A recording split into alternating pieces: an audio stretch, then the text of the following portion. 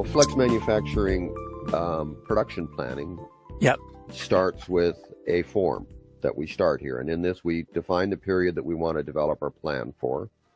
So let's do it from June to June next year. We'll go through and do that, and we'll save it. So now we have a new production plan.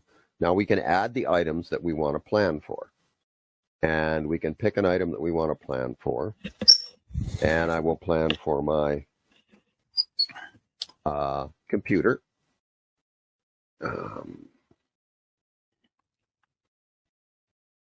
And I'll come back to substitute, and I can pick a revision that I want to use for that particular plan. I want to use the latest revision. And now I can pick the forecast method. Now I have the option of doing manual, which will allow me to enter the values in the fields to the right, just as I would with the spreadsheet. Or I can actually have the system use a number of different algorithms, really two, that are present to allow you to develop your forecast. And so in this case, I'm just going to use linear regression, which is really a smoothing average, meaning it's heavier weighted towards more recent data than it was towards older data, but it does take in older data.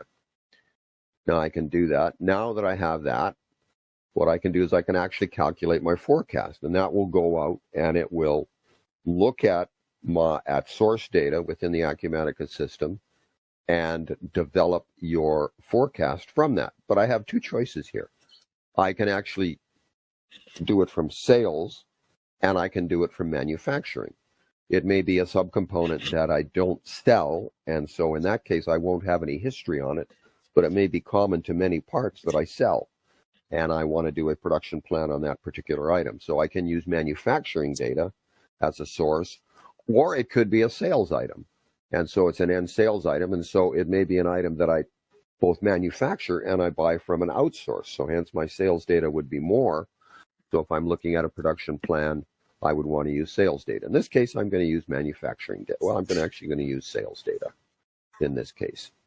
And so what I can do now is I can now calculate my forecast. It will go out and it will query the database and find out what I have. And I've had as you can see here, I have some variation, but I've generally got a pretty linear sales forecast for this. So nevertheless, there is some difference, and if you have wild swings in your data, then it will do that. Now I have another option that I have. I could in one case be saying, okay, I'm replacing an old model with a new model. And what I want to do is, of course, I don't have any sales history on the new model, but I suspect if it replaces the old model, my sales history will be separate. So what I can do in this case is actually say that, okay, I want to use this, but what we're going to do is we're going to do it for a new item. So what I'm going to do is I'm going to use the sales history from item number 1 and use it to generate a production plan for item number 2. So that I can use the data that I have in a number of ways to get me the answer that I'd like. So when I'm here and I have this done, I can save my data.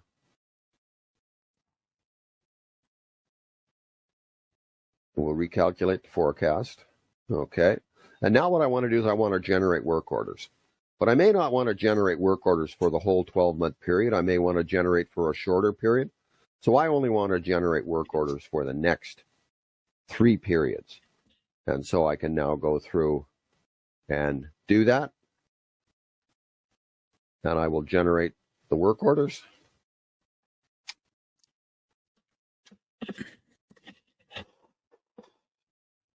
And now you'll notice if we go back to our production planning board and we go to our production orders,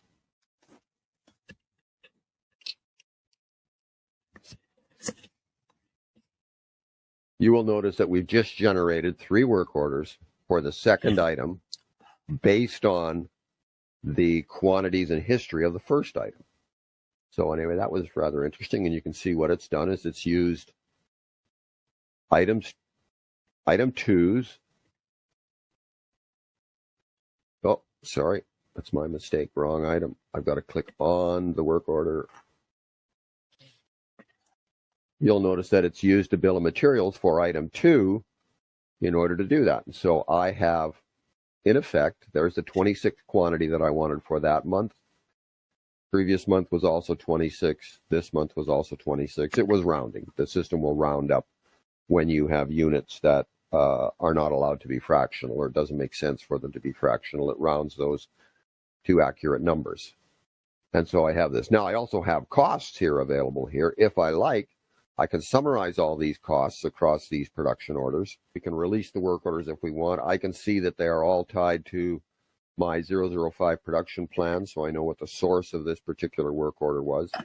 And I can go through and you'll see that we can see that there's the 3 work orders created as part of this production plan, each with their planned date, their completed date being the date that I chose when I generated my production plan. So that quickly allowed me to get visibility to all the components that I needed and all of the costs that I have to incur for that particular manufacturing requirement. And will it generate the purchase orders now? It will generate the purchase orders because it behaves just like the rest of our bill of materials once we're there. I can check inventory, and when I can check inventory, I can see in this case, I happen to have inventory for everything. Right. But if I manually adjust the work order, which in Flex manufacturing you can do at any time, to 1,026, and now I check my inventory, we'll notice that I only have 52 in inventory and 132 in inventory here.